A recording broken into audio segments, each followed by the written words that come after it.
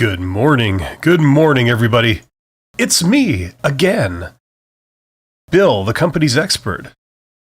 And if you're here to talk about side hustles, you've come to the right place. If this is the kind of thing you like, this is the thing for you. That's what I've got to say.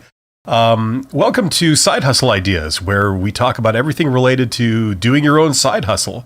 And if you're the type of person that likes money, then this might be an idea for you.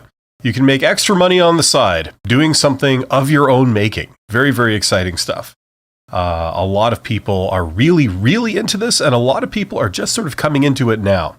So, as you might have guessed by the first 30 seconds of this, I have absolutely no plan. I have no script. I have no notes.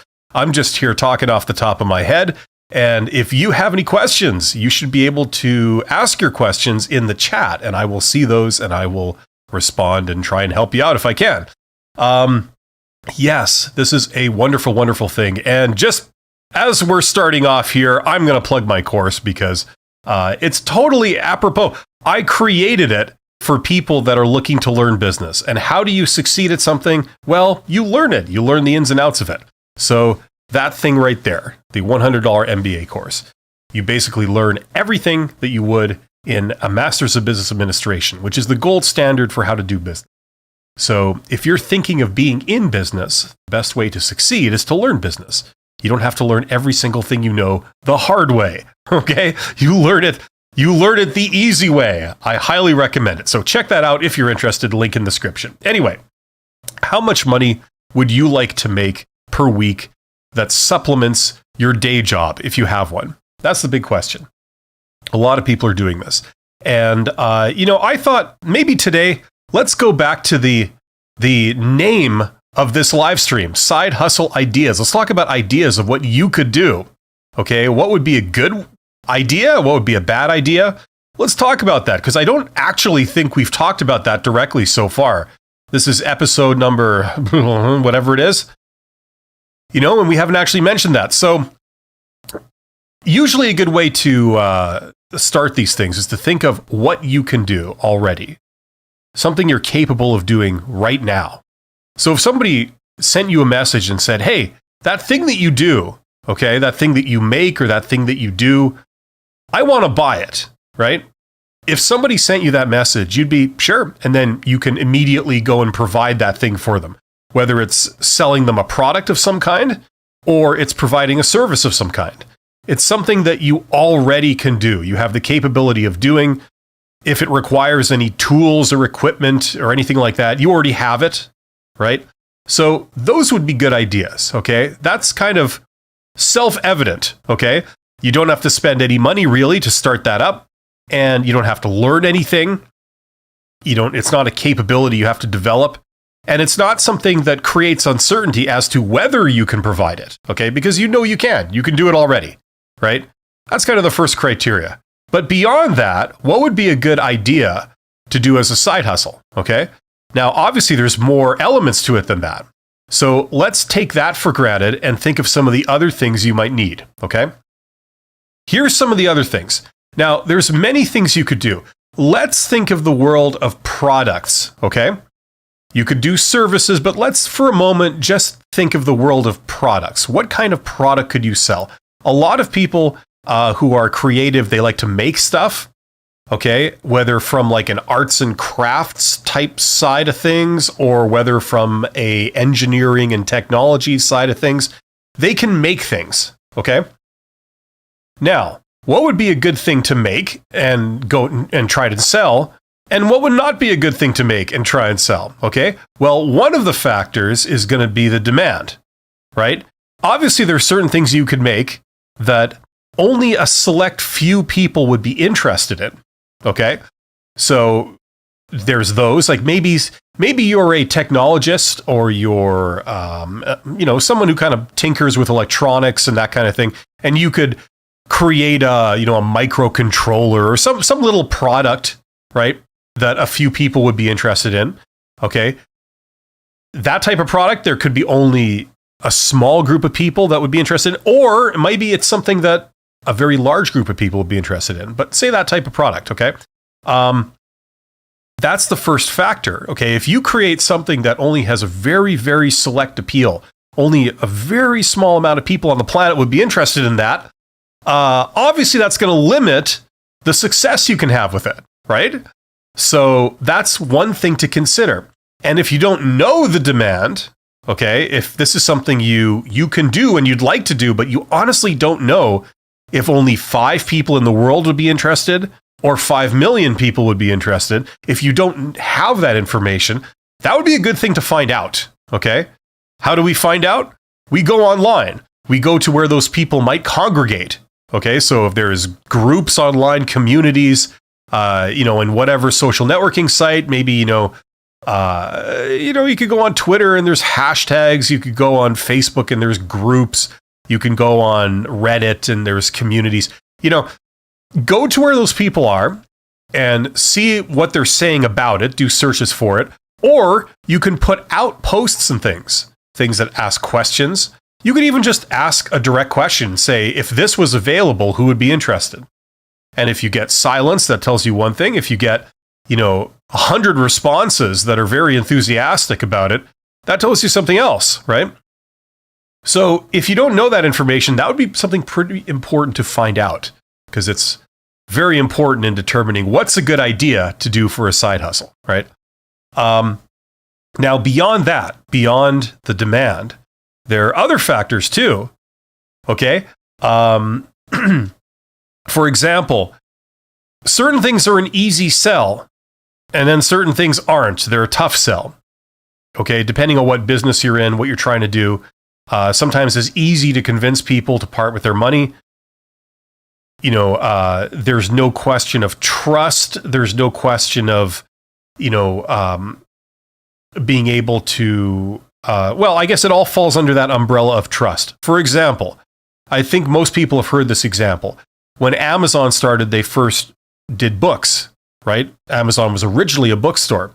And the reason Jeff Bezos chose to do books was because a book is something that you don't really need to investigate it too much. All you need to know is what's the title, what's the author, is it hardcover or is it a paperback, and maybe the ISBN number so you can see exactly what book it is, and then that's it. You don't need to touch it, you don't need to smell it, you don't need to feel it.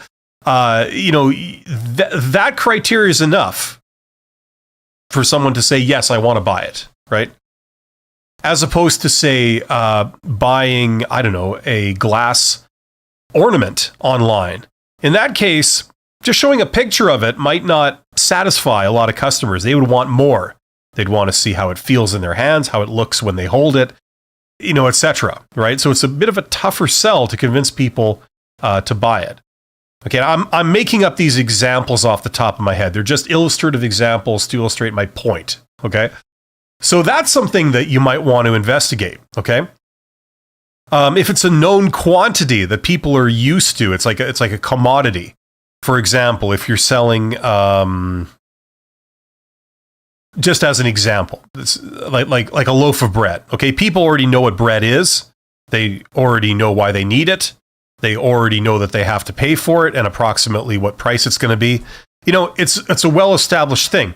As opposed to if you're selling something completely original, okay, something that people haven't heard of, people don't know what it is. You have to educate them on what it is and why they would want it and why they should pay this much for it, right? That's a much tougher sell. So these are some of the factors involved. So these are things to think of when we think up what idea we could do, okay? And everybody is going to have their own ideas of what they would like to do and what they have a passion for. But when we assess them as a business idea, these are some of the things we got to think through.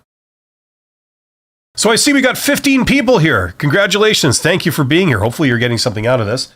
As I say, get in the chat. I have a chat. If you're watching this on YouTube, right next to my face, you should see the chat box. Get in there, type a question. I'll see if I can help you out. I haven't received any questions so far, but I do see that Tab Scorpio has joined my channel as a member. So welcome and congratulations to Tab Scorpio. Thank you. Membership has its privileges. So there's a whole bunch of members-only videos and things you have access to now. So, yeah, welcome aboard.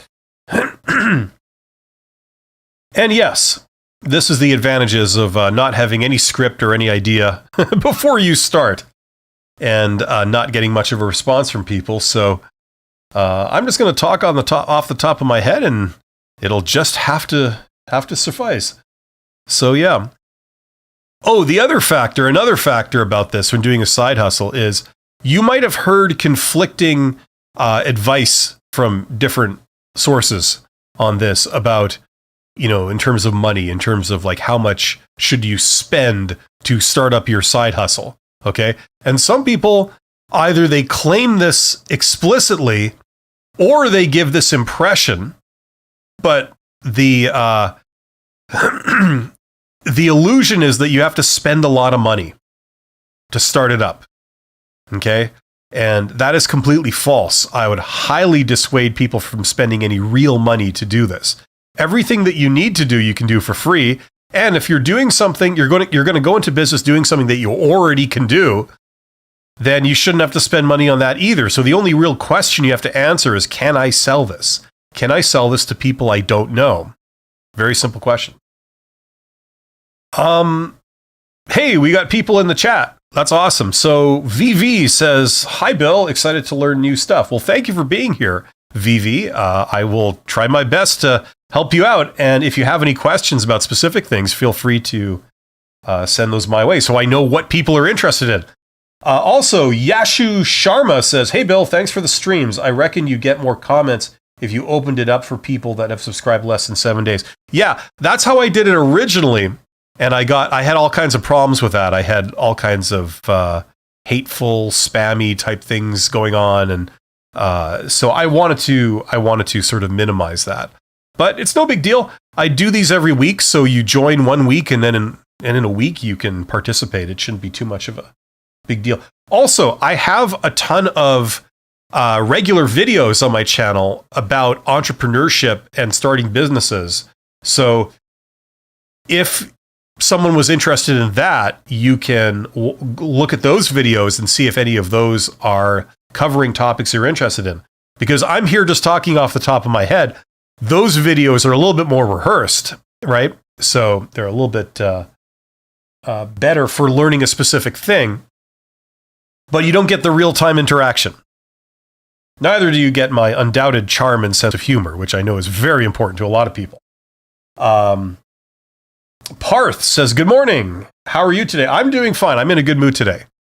And I've been drinking a Red Bull, which has probably had an effect on how much I'm talking.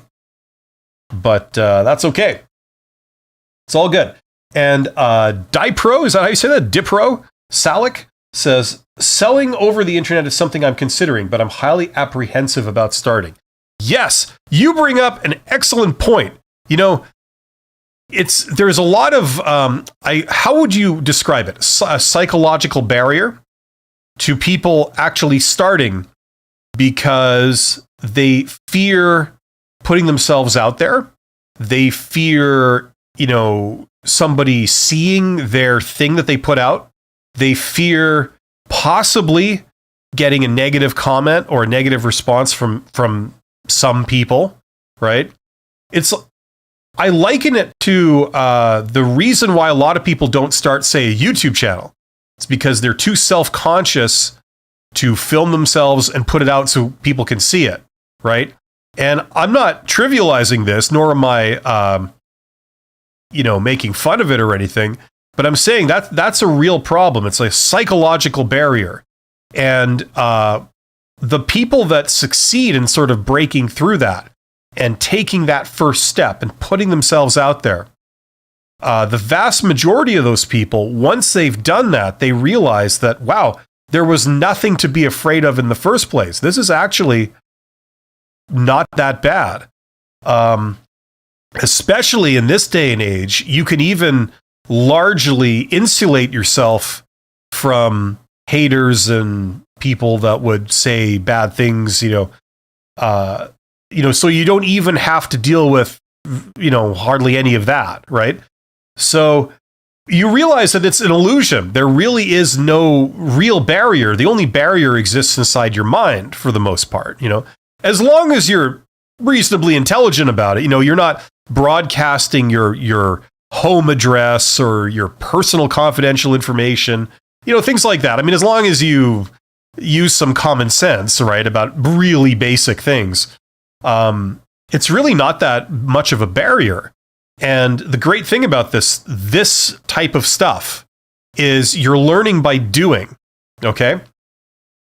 So if you can start doing, start trying things, that's when the learning really begins. That's where you get gold. That's where you learn the really important stuff. Yashu Sharma says, gotcha. Yeah, for the 7-day subscription thing. Yeah, exactly. I would have liked to keep it completely open, but no, I encountered a bit of that, and so unfortunately I had to do this. Spencer G says, hey, what is your opinion on using drones as a side hustle? I'm thinking I could pick up some jobs shooting aerial photos of farm properties and starting a YouTube channel with cinematic footage. Okay, excellent question, Spencer. Now listen, here's the answer, okay? Now, I personally don't know about every single business idea. I don't have experience with, the millions of possible business ideas out there directly, right? So I can't tell you if that's a good idea or not, okay? Now, the other thing is that even if it's a good idea in general, like, for example, the drone business and the aerial photography business and the YouTube business is growing. Let's accept for a second that those three things are growing. They're trendy, and people are making money in those areas. Okay, even if that's true, it's not necessarily true to say it's a good idea for you to get into that business, because maybe you have a particular set of talents and abilities, and you have, everybody's got strengths and weaknesses, and some people have got strengths in one area and weaknesses in another area. So even if those businesses are profitable and generally good, that doesn't necessarily mean that it's good for you to do, okay? So you've got two giant variables here. One is, does the business make sense? And two is, can I do it, right? Those are two big questions. And the only way to test whether you can do that idea is for you to actually go out and get data on that directly, okay? So for example, drones, okay? If it were me, what I would do is I would start by trying to find other people that are in the business of drones, okay? In the application you suggested, like aerial photography, selling it to these people, or other areas where, they're using drones as a business, okay? Doing, I don't know, food delivery or, map making or military or, like whatever they use drones for, okay? I would look at those people and see what they're doing, okay? And then look at how they're doing it. That would be the very first thing I would do before I've even done anything. I would look at that, okay? Then I would find a way, if the answer is favorable, if you see that, yeah, these people, like these 10 people are doing it, we've got these 50 YouTube channels doing it that seem to be getting a lot of traffic, and they seem to be prospering, and there's these websites or these people in business doing drone photography for agriculture. They seem to be doing it, and they're doing okay. I would then, like, now that you've got sort of general data, I would then see if you personally can start getting some personalized data. So for example, could you get access to a drone? If there are any licenses or legal requirements, could you get those? Do you know what they are? I would find those out. The would-be customers, farmers, people like that, can you contact any? Do you know where they are? Go and find them. Are there groups where people are like doing this? Do a couple of posts in the group. Say, I can provide this, or I could provide this. Is anyone interested? Things like this. See if you get a response. Okay, so I would then do that kind of active research on it. Now, all of this should cost you nothing except your time. Okay, you maybe spend a couple hours a week trying to gather this information. Okay, that would be the starting point. Okay. And then if that is favorable, you get good individual data for your specific thing that you're thinking of doing, then I would start putting stuff out there and I would probe the market. And you do that by saying, I offer this. Are there any takers? Okay. You can do that in the form of an advertisement or, a post or anything. And then see what responses you get, right? And if you don't get any responses, you need to work on it. If you do get responses, then you could start at that moment providing that service and getting paid for it, right? So you just sort of ease into these things, right? Now, no one can tell you, not a person on the planet, not me, not anyone else, they can't tell you whether this is a good idea for you to do, because they even if they really knew that business, that exact business, they still don't know your capabilities and your tastes and your talents and your situation. So the only one that can answer whether this is going to work is you. So after getting general data, you then have to go and try things and get more specific data. Okay. All the while not spending any real money. Okay. Because whatever you spend, it's risky. Okay. You want to be able to test a lot of ideas until you find one that's like a real easy sell that you can do and it ticks every box, right? Another idea is that another box to tick is that it's scalable, right? Meaning that if you get a few customers, that suggests that, okay, there's potential here. You would then be able to ramp up what you're doing, ramp up your marketing, contact way more people, contact 10 times the amount of people, and then get 10 times the business, and then scale it up even beyond then, right? That would be another thing, another box to check, right? My video is skipping and slow for some reason. Hopefully the connection is still good. It's almost like my computer's laboring. Maybe it's just it's finding it hard to handle how on fire I am this morning. That must be it. As an engineer, that's my technical diagnosis. But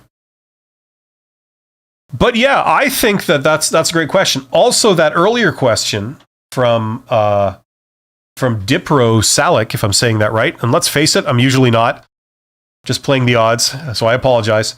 I think that's great too. It's like that psychological barrier.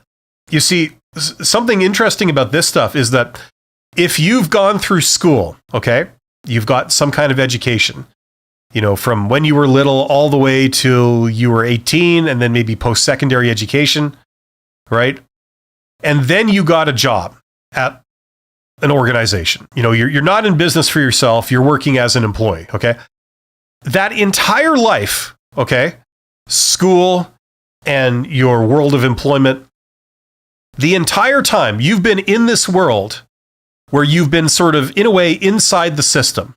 You've been doing what you're told. You've been following rules. Okay? You wait your turn.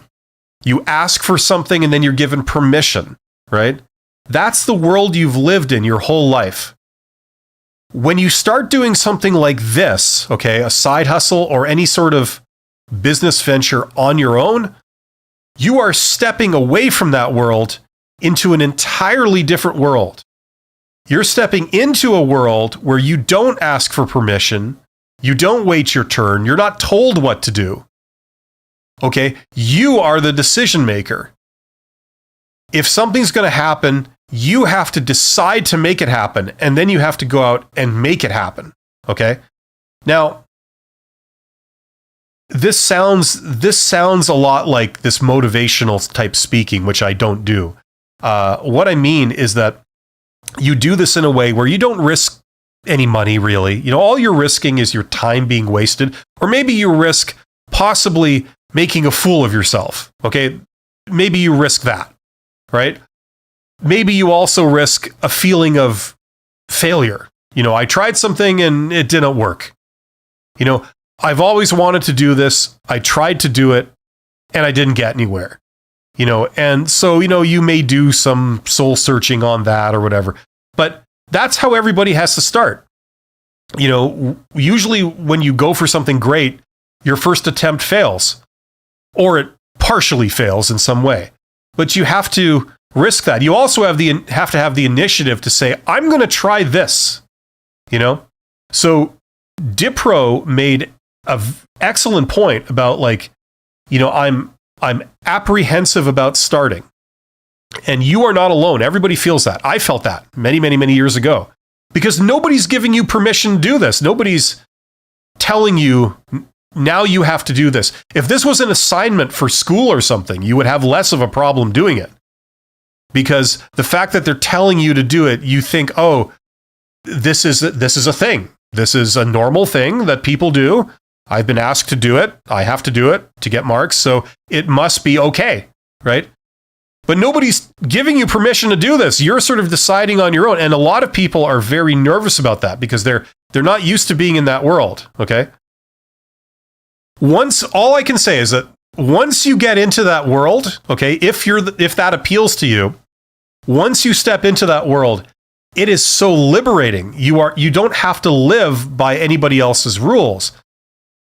I mean, not literally. I mean, yes, you still obey the law, blah, blah, blah. But you know, in terms of taking charge of your destiny, let's say, for example, the last couple of years, okay, or the last year or something, inflation has been a concern. Interest rates have been a concern. And as we all know, the job market ebbs and flows. You know, sometimes there's a recession, sometimes there's a boom, right? You know, if you decide, okay, this year I need to make more money, okay, I'm trying to juggle things and I just can't quite cover everything. So I wish I had some more income, right? Well, in the world of employment, your compensation is fixed usually, right? You do a certain thing and you're compensated a certain way, and that's just how it is. You can ask for a promotion or whatever, but as long as you're there, that's what you make. In this world, if you want to make more money and you want to work towards that, you can usually achieve that, right? You can make more money if you set that as your goal, and then you're willing to go through some, you know, trial and failure a little bit, you know, to sort of figure out the way. You can do that, right? This is the great thing. So I said all of that as a sort of roundabout response to Dipro's question originally, which was, these are some of the benefits of being able to break through that psychological barrier and actually start, okay? Now, if you're in your 20s, if you're like a younger person, you're in your 20s, that's awesome, because even if it took you 10 years to figure out what to do, okay? I mean, that's a little long. Usually you get success before that, but even if it did, you could reap the benefits of this for decades, and you could outperform all the people that haven't stepped into this world. You know, you want to do this. You want a job where you get, I don't know, the summers off, or you can take vacation whenever you want, or you don't have to commute, or, you know, whatever. This is the way it starts. You can create something that you do on your own terms. Anyway. So that's something I haven't really talked about so far on this channel, but it's very important. This is what, like, it's kind of the elephant in the room when you talk about side hustles. Side hustles are kind of the very beginning of that, okay? And they provide security, because if anything happens to your day job, you've got your side hustle bringing in income. And if you chose like a good thing to do that's, say, scalable, if something happened to your day job and you just have your side hustle as your only income generating thing, you could also have the option of, well, if you don't feel like getting another job, you could just ramp up your side hustle to a full-blown business. So if it's something that scales up, you have that option, right? So anyway, there's my monologue for today. I have to wrap this up in about 5 minutes. So if anybody's got any questions,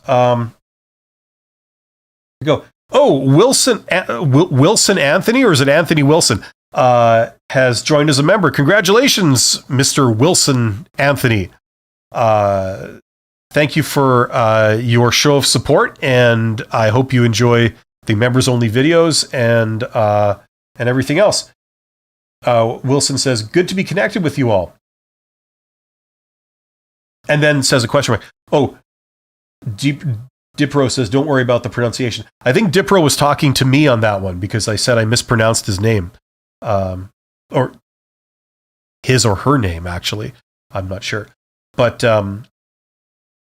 yeah. So anyway, so hopefully that answered your question. That was an excellent question, Dipro, and that was an excellent question, Spencer. 2 great questions today. So that's really awesome. Yeah, like this is the thing. Business is about making money.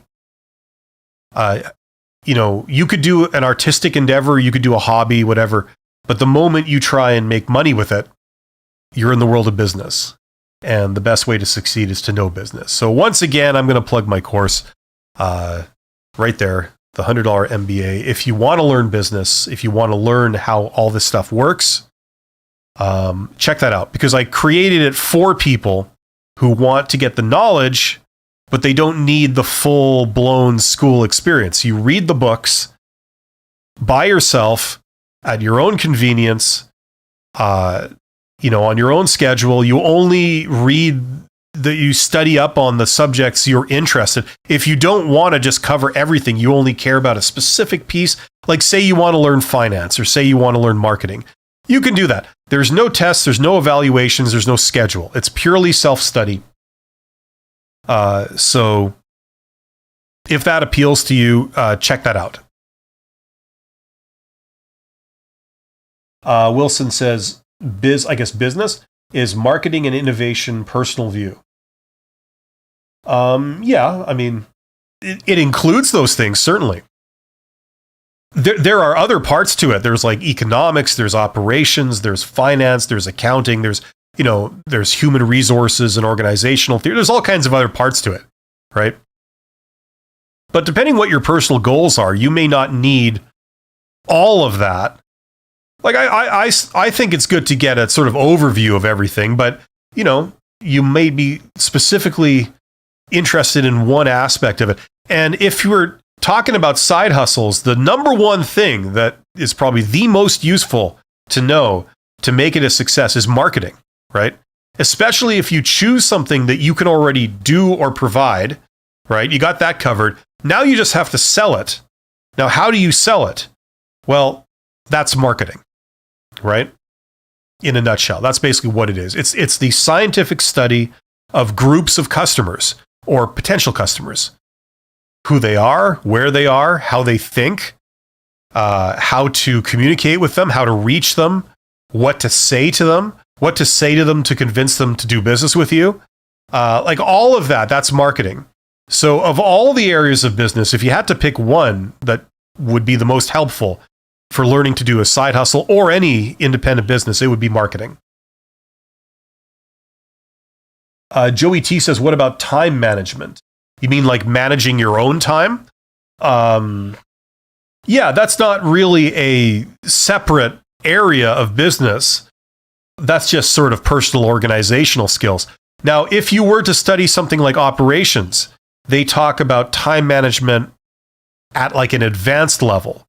So that's where they go beyond you managing your time, and it goes into managing groups of people and coordinating large operations that have lots of moving parts, lots of different people doing lots of different tasks, things like this, right? They go into that kind of stuff.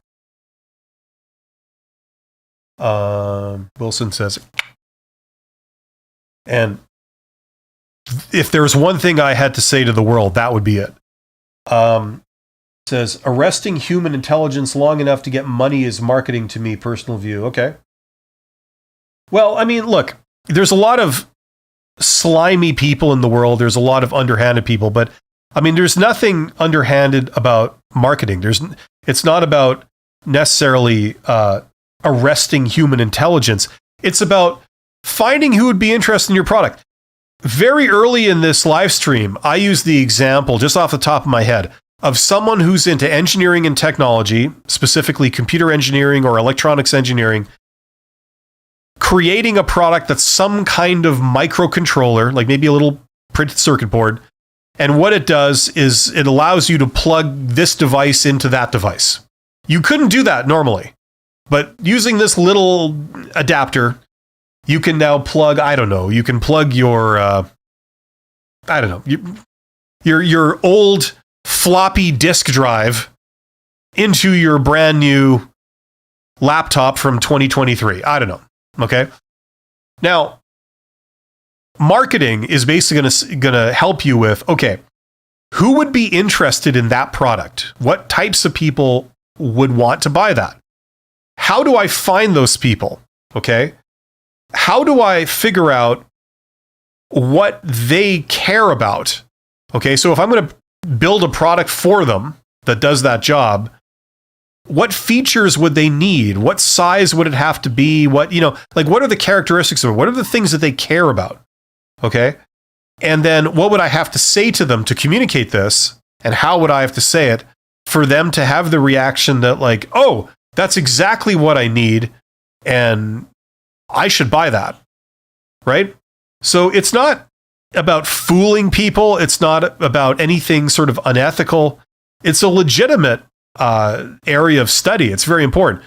Okay, so learning it is very, very useful. If you can provide value for somebody and have them want to pay a fair price for it, and you make a profit charging that amount, I mean, it's a win-win. You prosper, you have a successful business, they get this thing that they see value in, and it provides value for them, and they're happy with it. It's a perfectly legitimate thing. Now, yes, some people abuse that, like everything in this world. Some people take it and they use it. They try and make false claims and basically lie to you about the product and about how it works. Yes, but that doesn't mean that marketing is all BS or something. It's a perfectly legitimate thing. And if you can harness it, that's where you can make even more money. Like, you will always make more money by being forthright and delivering a lot of value and being honorable and being ethical than you will through not doing those things. You know what I mean? It's ironic. The people that are dishonest and they do all these shady things, if they knew how much if they knew how much money the legitimate business people were making, just being honest and doing what they say and charging a fair price for it, they would change what they do, Anyway. Okay, so there you go. That's pretty much almost all the time I have for today, but there's 24 of you guys here, so thank you for joining in. Hopefully you got something out of this. I do these twice a week, Mondays and Thursdays at this time. So I'll be back on Monday, or hopefully I will be. I've recently discovered that my entire family is sick, so maybe my days are numbered, but I will try to be back on Monday for another episode of Side Hustle Ideas. Thanks for joining me today. I wish you all the best, and that's it. Have a great weekend. Take care.